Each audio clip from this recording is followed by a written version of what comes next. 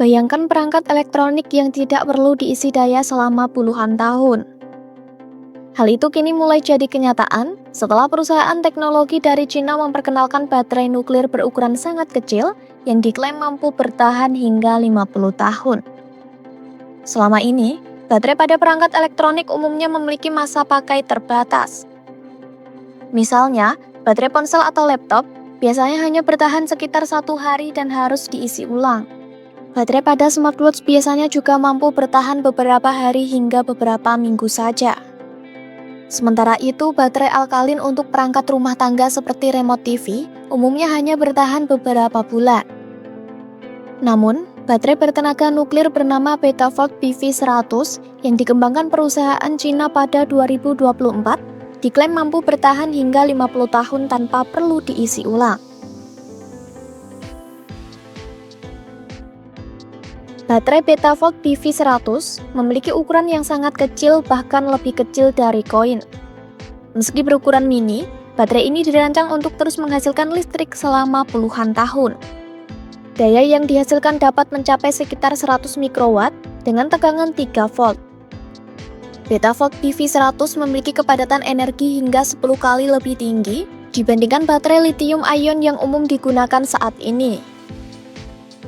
Diketahui, sumber energi baterai ini berasal dari isotop radioaktif nikel 63. Isotop tersebut akan mengalami peluruhan radioaktif dan berubah menjadi tembaga. Dalam proses peluruhan tersebut, partikel elektron dilepaskan dan kemudian ditangkap oleh lapisan semikonduktor di dalam baterai untuk diubah menjadi arus listrik. Betafort menggunakan lapisan semikonduktor berbahan berlian yang sangat tipis. Hal itu bertujuan untuk menangkap elektron dan mengubahnya menjadi energi listrik yang stabil. Selama proses peluruhan terus berlangsung, baterai akan terus menghasilkan listrik. Itulah yang membuat baterai nuklir seperti PV100 memiliki masa pakai sangat panjang tanpa perlu diisi ulang. Tak hanya itu, baterai ini juga mampu bertahan dalam kondisi ekstrim. PV100 diklaim dapat berfungsi pada suhu minus 60 derajat Celcius hingga 120 derajat Celcius tanpa resiko terbakar atau meledak. Baterai ini juga relatif lebih ramah terhadap lingkungan. Isotop nikel 63 yang menjadi sumber energinya akan meluruh menjadi tenaga stabil sehingga lebih mudah untuk didaur ulang.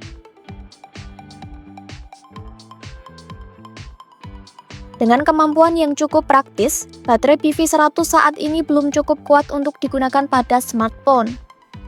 Daya yang dihasilkan hanya sekitar 100 mikrowatt, jauh lebih kecil dari kebutuhan daya smartphone yang bisa mencapai ribuan miliwatt.